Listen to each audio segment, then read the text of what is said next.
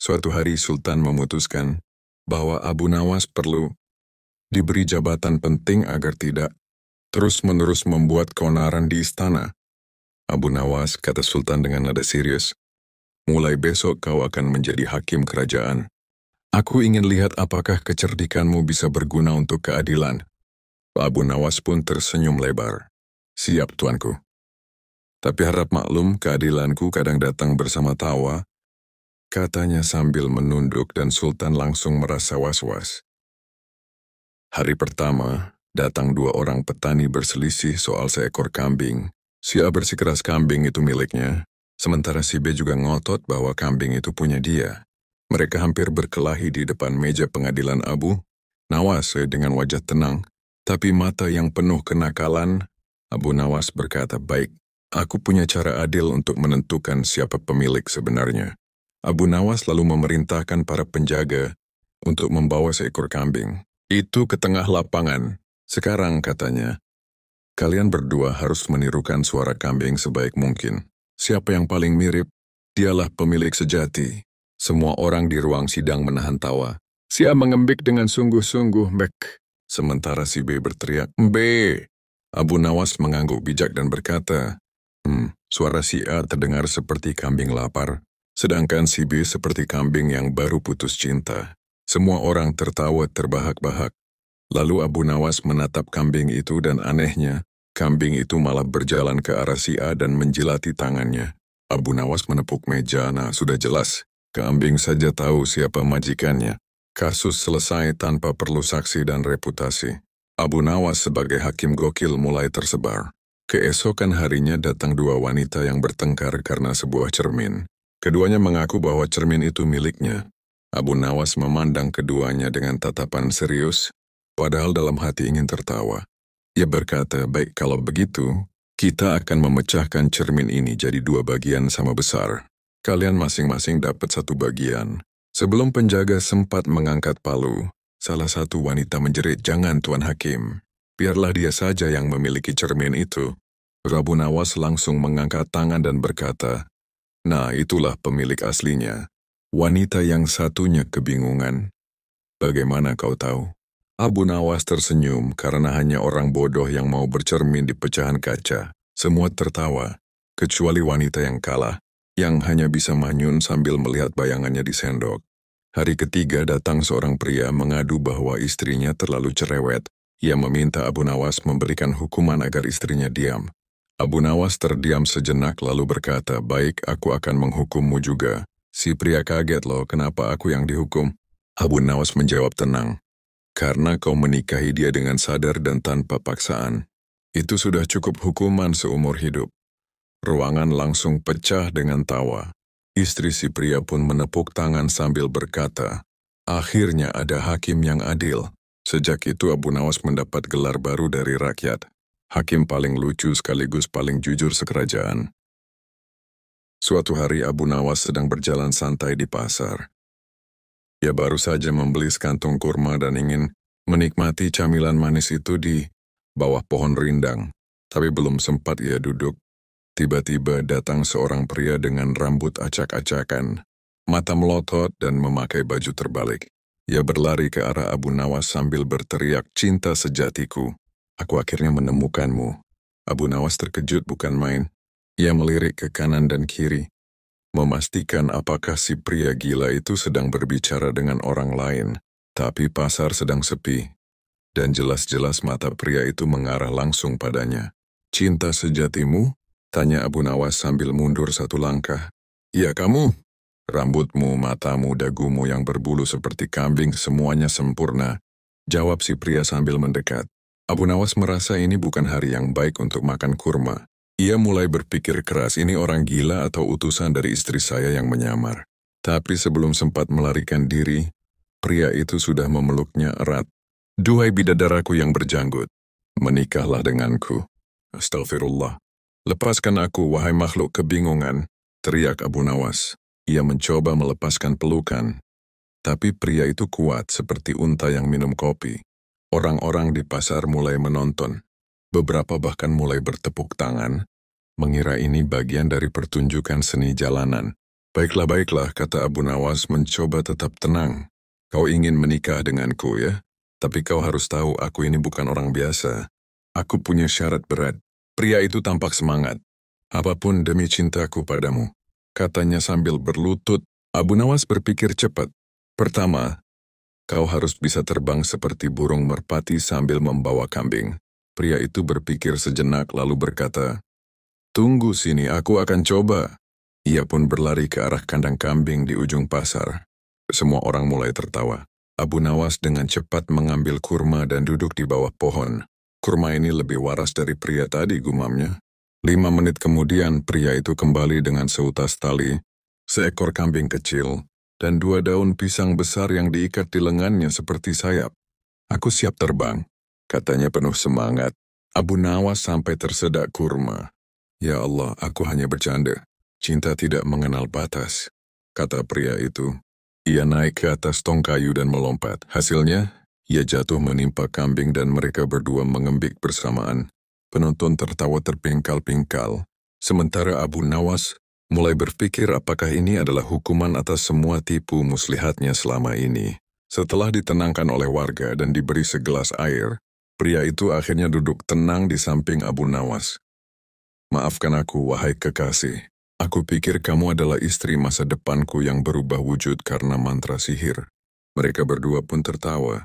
Sejak hari itu, pria itu tidak lagi mengejar Abu Nawas, tapi malah membuka warung kecil di pasar yang menjual kambing, terbang dari daun pisang. Ia tetap santai seperti biasa, tapi setiap melihat kambing, ia langsung waspada takut pria itu kembali melamar dengan kostum burung. Suatu hari, Raja Harun al-Rashid ingin berlibur ke negeri seberang. Tapi sebelum pergi, ia butuh seseorang untuk menggantikan sementara jadi raja. "Aku butuh orang bijak, jujur, dan sedikit gila agar istana tidak membosankan," kata sang raja. Tentu saja, siapa lagi kalau bukan Abu Nawas yang terpilih? Maka mulailah Abu Nawas memerintah sebagai Raja Abu. Hari pertama, ia membuat pengumuman. Mulai hari ini, semua rakyat harus berjalan mundur di hari Senin. Seluruh rakyat protes. "Mengapa harus berjalan mundur, tuanku?" Abu Nawas menjawab, "Supaya kita tidak melupakan masa lalu." Hari Selasa, ia mengeluarkan dekret baru. Setiap ayam yang berkokok lebih dari 3 kali akan ditahan karena mengganggu ketenangan. Pagi, keesokan harinya, penjaga istana bingung karena kandang ayam penuh sesak. Seekor ayam bahkan menggugat ke pengadilan ayam. Hari Rabu, Abu Nawas membuat kebijakan paling aneh. Semua kucing istana harus diberi gelar bangsawan. Kucing penjaga dijadikan Sir Meong, kucing tukang masak menjadi Lady Pur, dan kucing liar dijadikan Tuan Bulu Halus. Seekor anjing penjaga merasa iri dan kabur dari istana. Hari Kamis, Abu Nawas memerintahkan agar semua orang yang bernama Ali mendapat jatah roti 2 kali lipat. Saat ditanya kenapa, ia menjawab, "Karena nama Ali pendek dan hemat tinta saat dicatat." Toko tukang cap sibuk mengganti nama orang sekampung jadi Ali semua. Hari Jumat, Abu Nawas mendirikan Kementerian Pekerjaan Aneh. Tugasnya meneliti apakah kuda bisa tertawa dan apakah bayangan bisa dipungut. Gaji mereka dibayar dengan biji semangka karena menurut Abu Nawas bijinya banyak jadi terkesan mewah. Hari Sabtu, ia mewajibkan seluruh menteri mengenakan sandal jepit ke rapat resmi agar mereka ingat mereka masih menginjak bumi, kata Raja Abu. Menteri Pertahanan terpeleset di tangga, Menteri Keuangan kehilangan 1 sandal, dan tetap rapat sambil jinjit. Puncaknya di hari Minggu, Abu Nawas membuat sayembara. Siapapun yang bisa tertawa paling keras akan diangkat jadi penasihat raja. Rakyat pun berkumpul tertawa keras-keras sampai ada yang mimisan. Yang menang justru bayi yang tertawa sambil kentut. Saat Raja Harun pulang, ia mendapati istana penuh ayam bersuara rendah. Kucing berdasi, rakyat jalan mundur, dan semua orang dipanggil Ali. Raja berkata, "Abu Nawas, apa yang kau lakukan pada kerajaanku?" Abu Nawas menjawab, "Tenang tuanku, ini semua hanya simulasi kerajaan bahagia." Alih-alih marah, Raja justru tertawa terpingkal-pingkal. Kau memang gila, Abu Nawas, tapi mungkin hanya orang gila yang bisa membuat kerajaan ini tertawa selama seminggu. Sejak itu, setiap tahun, seminggu penuh dijadikan Pekan Abu Nawas, di mana semua aturan jadi bebas, asal tidak lupa pakai sandal jepit. Di suatu pagi yang cerah di kota Baghdad, Abu Nawas sedang duduk santai di bawah pohon kurma, sambil menyantap roti kering dan secangkir teh panas. Ia tampak tenang, walau dompetnya lebih ringan daripada bulu merpati. Hari ini adalah hari yang baik untuk tidak bekerja, gumamnya bijak, seperti biasa. Tiba-tiba, dari ujung jalan pasar, muncullah 3 perempuan cantik, bak bidadari turun dari angkot unta. Mereka mengenakan jubah berkilau dan perhiasan gemerlap. Orang-orang pasar langsung heboh, dan pedagang sayur pun sampai salah kasih harga daun.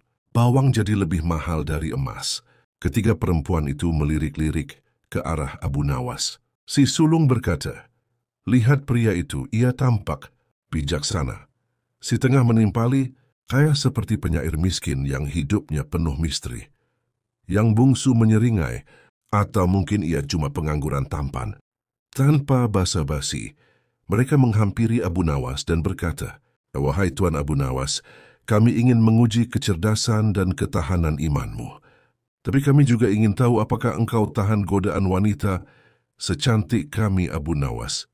Sambil menyeruput teh, Abu Nawas menjawab santai, "Tergantung apakah kalian bawa makanan." Godaan pun dimulai. Si sulung mendekat sambil menyanyi lagu-lagu cinta kuno yang bisa membuat onta menari. Si tengah menari-nari seperti burung merak tersengat listrik. Dan si bungsu, ia hanya duduk diam dan berkata dengan suara merdu, "Kalau kau mau, aku bisa memasakkan nasi kebuli tiap hari." Abu Nawas mulai berkeringat. "Ya Allah, ini lebih berat dari ujian matematika waktu kecil," katanya dalam hati. Ia pun mulai berpikir bagaimana caranya keluar dari jebakan ini tanpa kehilangan harga diri dan tanpa kehilangan kesempatan makan gratis. Lalu muncullah ide cemerlang. Ia berkata, "Wahai para bidadari jelmaan godaan dunia, aku ini lelaki miskin, tapi aku punya satu kekuatan, aku bisa membaca pikiran." Ketiga perempuan itu tampak terkejut. "Coba buktikan!" tantang mereka. Abu Nawas menatap si sulung dan berkata, "Kau sedang memikirkan perhiasan emas dari pasar sebelah." Si sulung terkejut, "Benar." Lalu ia menatap si tengah, "Kau berpikir kalau aku ini sebenarnya cari tampan untuk jadi suamimu." Si tengah tersipu, "Kau benar."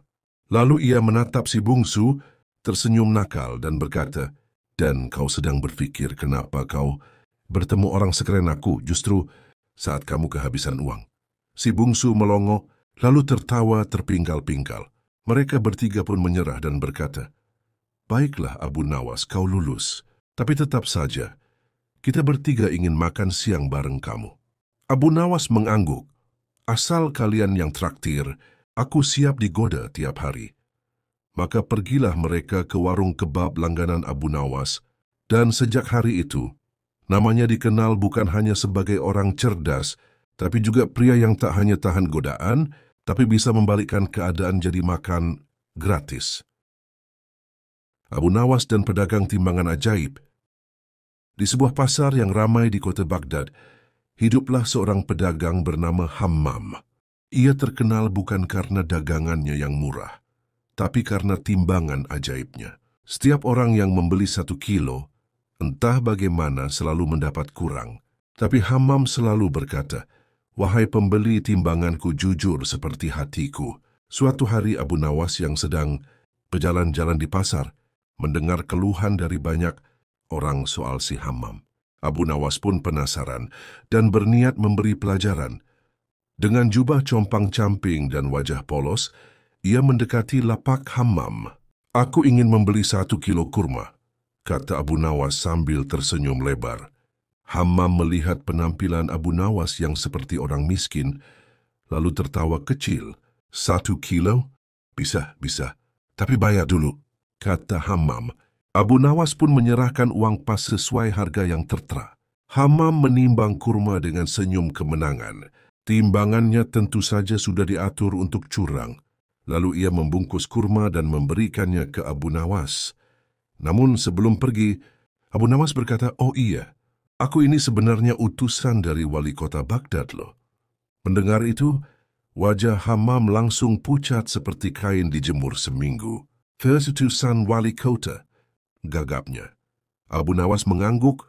"Betul, wali kota memerintahkan untuk memeriksa kejujuran pedagang. Kalau ada yang curang akan dibawa langsung ke istana untuk dihukum."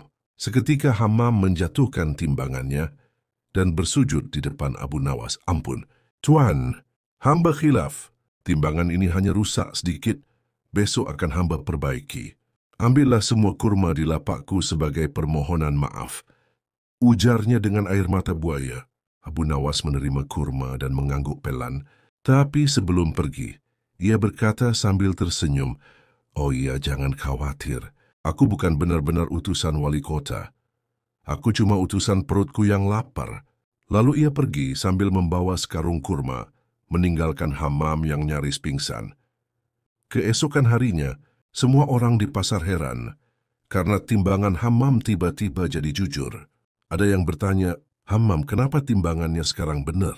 Hammam menjawab dengan lirih, "Karena aku takut sama utusan perut." Sementara itu, Abu Nawas duduk di warung kopi sambil tertawa.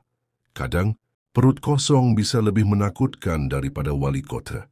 Melihat gelagat Abu Nawas yang masih suka usil, Hammam mulai sadar bahwa selama ini dirinya bukan hanya ditipu, tapi juga diselamatkan dari aib yang lebih besar. Ia akhirnya benar-benar memperbaiki timbangannya dan mulai berdagang dengan jujur. Dalam hati ia berkata, "Lebih baik untung sedikit tapi halal, daripada untung banyak tapi harus dihantui utusan perut setiap hari." Sementara itu, Abu Nawas terus berjalan keliling pasar sambil tersenyum-senyum sendiri. Bukan hanya karena perutnya kenyang, tapi karena satu lagi pedagang curang berhasil ia sembuhkan tanpa harus mengangkat pedang. Kadang, gumamnya pelan, meluruskan yang bengkok cukup dengan sedikit akal dan banyak lapar. Di sebuah kampung yang damai dan tentram, hiduplah seorang tokoh terkenal bernama Abu Nawas. Ia dikenal sebagai orang cerdik, bijak, dan suka membantu orang lain.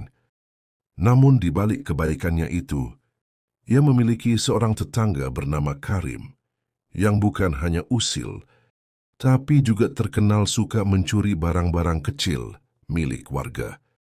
Anehnya, Karim selalu bisa lolos tanpa bukti, sampai akhirnya dia mulai mengincar Abu Nawas. Suatu pagi, Abu Nawas kehilangan sendalnya. Bukan sendal biasa, tapi sendal kesayangannya yang sudah bolong di depan dan belakang. Anehnya, tidak ada orang lain di sekitar rumahnya kecuali Karim yang pagi itu terlihat berjalan, mondar-mandir sambil memakai sendal yang sangat mirip dengan milik Abu Nawas. "Wah, sendalku hilang." Terus tetanggaku mendadak, punya sendal baru yang bau dan bolongnya pas di tempat yang sama, gumam Abu Nawas dengan senyum jengkel. Keesokan harinya, giliran ayam peliharaan Abu Nawas yang lenyap. Ayam itu biasanya berkokok tiap subuh, tapi pagi itu sunyi senyap. Saat Abu Nawas keluar rumah, ia melihat asap mengepul dari dapur Karim.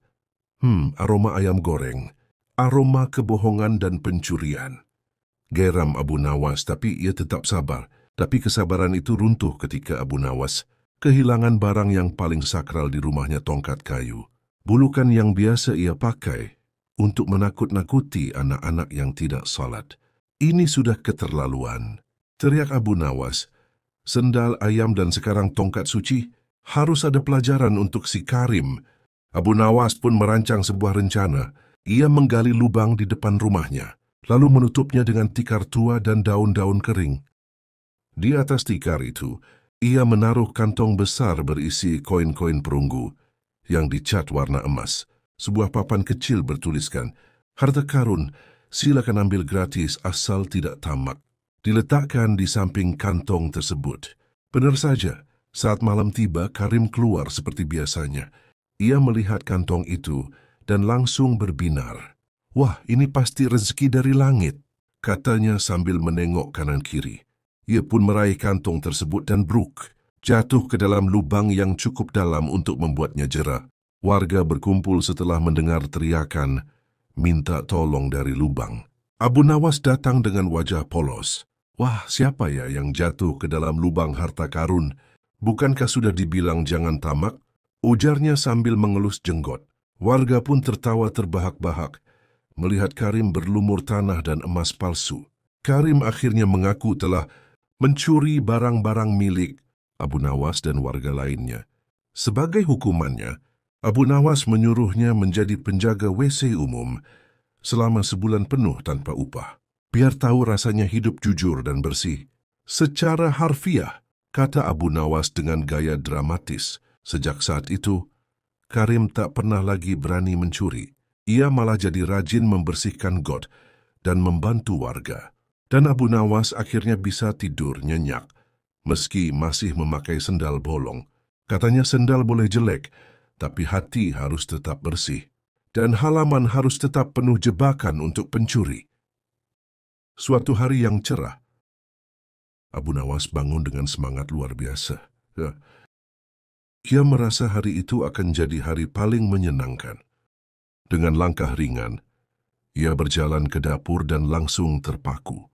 Dapur berantakan seperti habis dilewati badai, dan istrinya sedang berdiri dengan wajah seperti hendak menyulap sendok jadi senjata. "Abu Nawas," teriak sang istri dengan nada yang bisa bikin singa lari ke gunung. "Kau janji akan membereskan dapur kemarin, tapi yang kau lakukan hanya tidur seperti kucing kenyang." Abu Nawas tersenyum diplomatis, mencoba menenangkan suasana.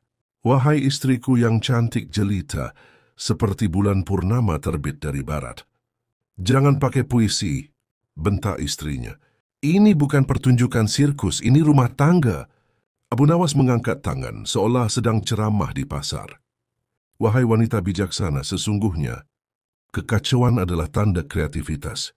Dapur yang berantakan adalah bukti bahwa kita hidup dinamis dan penuh ide." Sang istri mengangkat sendok kayu. "Kreativitasmu akan kuhantam dengan kayu dinamis ini." Abu Nawas mundur perlahan seperti kambing mencium aroma sate. "Ismen syok ganti strategi. Baik-baik, aku akan bersihkan dapur.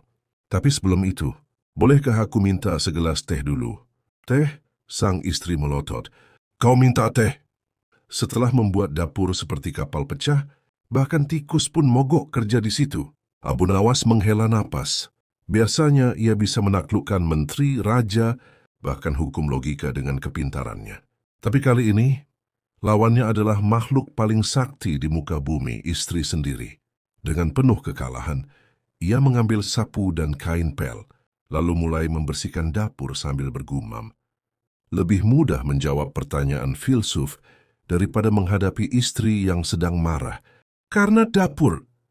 Di tengah mengepel, ia berbisik pada kucing peliharaannya. "Kau tahu kucing, jika aku bisa menyulap diriku jadi debu, mungkin aku bisa kabur lewat celah jendela ini." Kucing itu hanya menatap, lalu tidur dengan damai.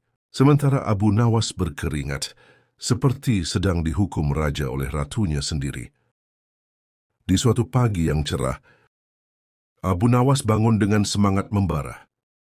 Ia merasa hari itu sangat cocok untuk bercocok tanam. Ia menuntut hak suami alias jatah batin. Namun ketika ia melirik ke arah istrinya, alangkah terkejutnya ia melihat wajah sang istri seperti mendung di musim hujan. Dahi berkerut, bibir manyun dan tangan sibuk membanting-banting panci di dapur. Abu Nawas yang cerdik tentu tidak menyerah begitu saja. Ia mendekati istrinya sambil bersiul dan berkata manja, "Istriku sayang, kamu makin cantik kalau marah-marah. Seperti harimau betina yang sedang lapar." Sang istri langsung membalikkan badan, menatap tajam dan berkata, "Kalau aku harimau, kamu itu kambing kurus yang bikin darah tinggi." Tapi Abu Nawas tetap sabar. Ia tahu, untuk mendapatkan sesuatu yang besar, perlu pengorbanan dan strategi jitu. Maka ia mulai menyusun rencana, pujian, rayuan, dan sedikit drama. Ia mengambil sapu, dan mulai menyapu rumah sambil bernyanyi. "Oh istriku, hatimu indah, tapi omelanmu bisa bikin genteng copot." Sang istri tetap tidak luluh. "Kau pikir cukup dengan nyapu dan nyanyi sumbang?" Begitu aku langsung bahagia. "Ini rumah berantakan, anak-anak belum mandi, dan kamu malah minta yang aneh-aneh." Abu Nawas tersenyum licik. Ia mendekat, lalu pura-pura jatuh terduduk di lantai, tangan di dada, mata memejam. "Aduh, sepertinya jantungku melemah karena tidak mendapat asupan cinta dari istriku. Kalau aku mati, siapa yang akan menghiburmu dengan lelucon-lelucon receh?" Sang istri melirik dari sudut mata. Setengah khawatir, setengah ingin melempar sendok. Tapi ia mulai geli juga melihat drama murahan itu. "Kalau engkau benar-benar sakit, ayo kita ke tabib sekarang. Jangan-jangan kamu butuh bekam, bukan peluk." Abu Nawas bangkit dan berkata dengan serius, "Tabib tidak bisa menyembuhkan luka hati dan rindu yang menumpuk. Hanya pelukan istri tercinta yang bisa jadi obat." Dia lalu memeluk istrinya pelan, berharap tidak kena tampar. Anehnya sang istri tidak menolak. Mungkin karena lelah marah, mungkin juga karena dalam hatinya sebenarnya ia juga rindu. Tapi sebelum suasana jadi terlalu romantis, ia berbisik, "Kamu hanya dapat jatah batin kalau nanti malam kamu juga nyuci semua pakaian anak-anak. Deal?" Abu Nawas tersenyum lebar. "Deal, bahkan kalau perlu aku nyuci pakai kaki sambil joget. Demi cinta semua bisa." Dan malam itu, terdengarlah suara Abu Nawas menyanyi sambil nyuci baju. Dengan harapan besar di ujung malam, di sebuah desa, tinggallah seorang pria cerdik bernama Abu Nawas. Seperti biasa, hidupnya penuh akal, tapi kali ini dia sedang tak berkutik. Bukan karena raja, bukan pula karena utang, tapi karena 3 istrinya yang cerewetnya minta ampun. Istrinya yang pertama, Fatimah, sangat perfeksionis.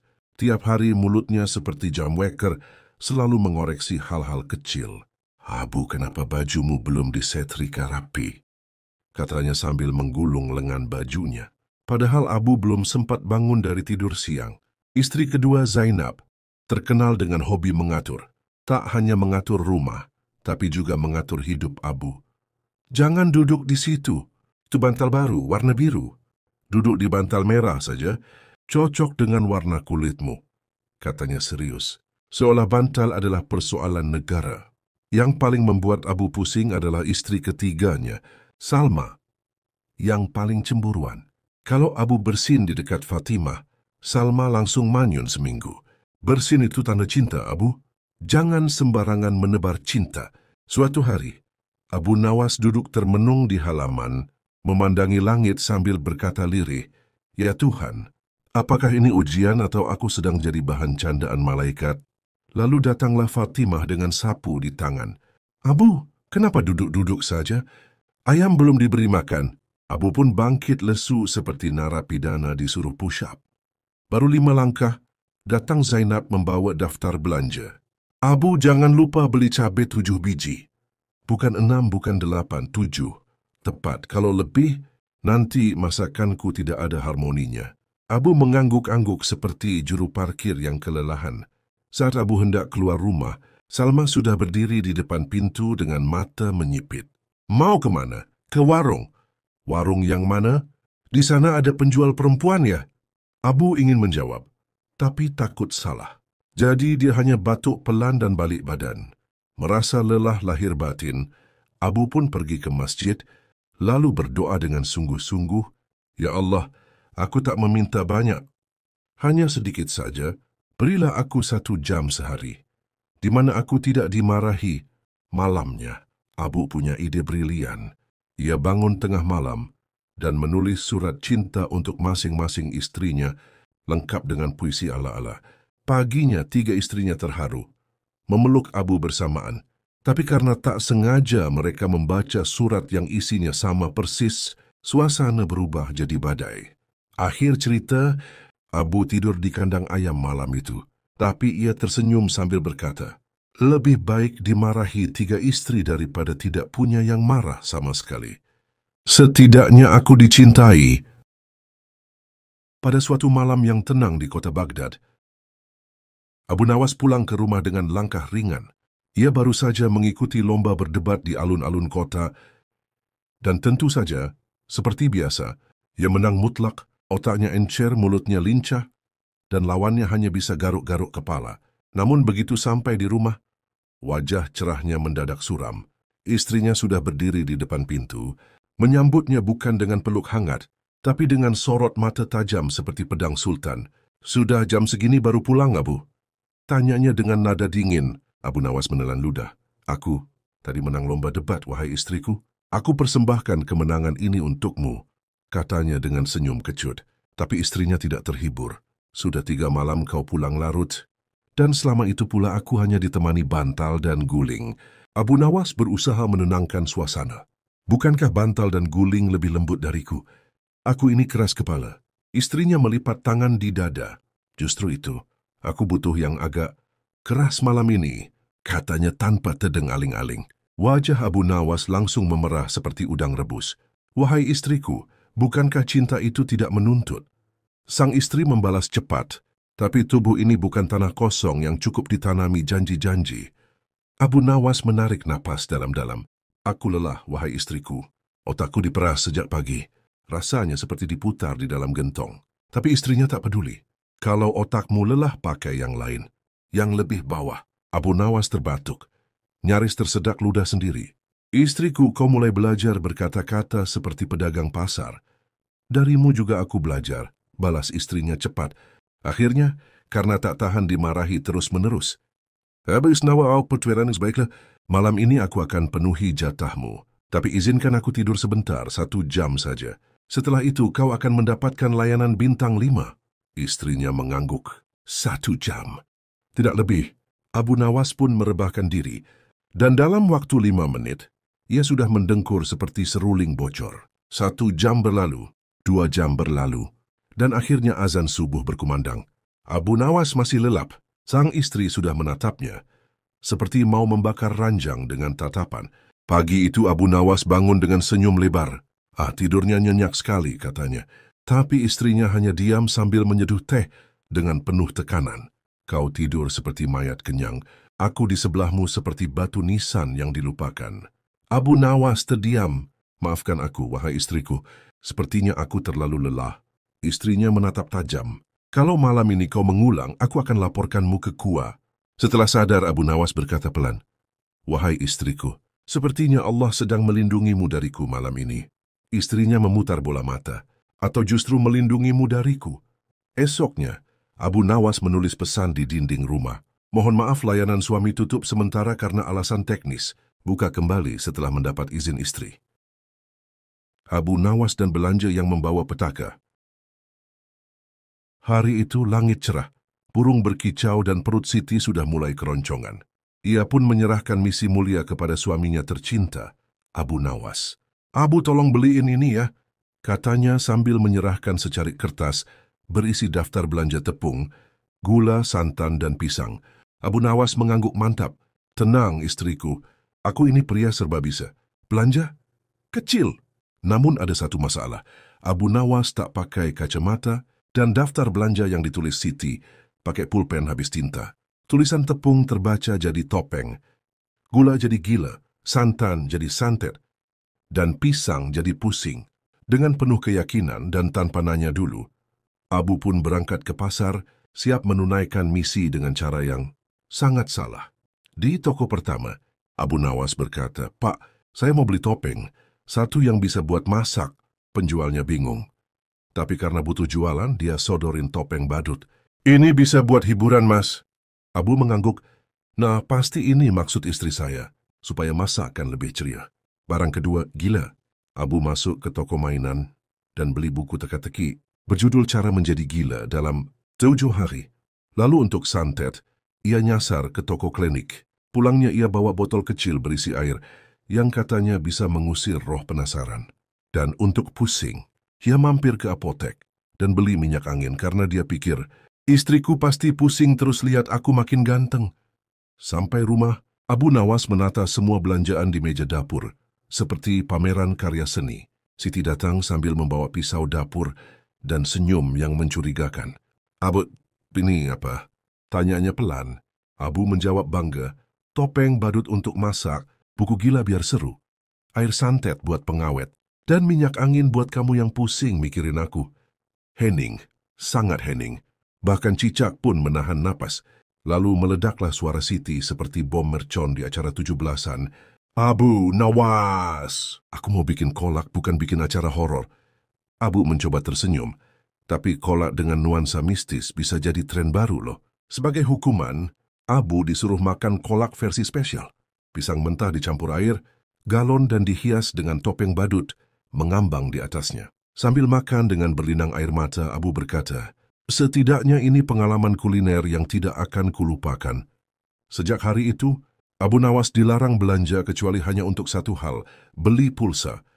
Itu pun dengan catatan harus diawasi, ditulisin besar-besar dan pakai peta, karena minggu lalu dia malah pulang bawa pulsa raket nyamuk.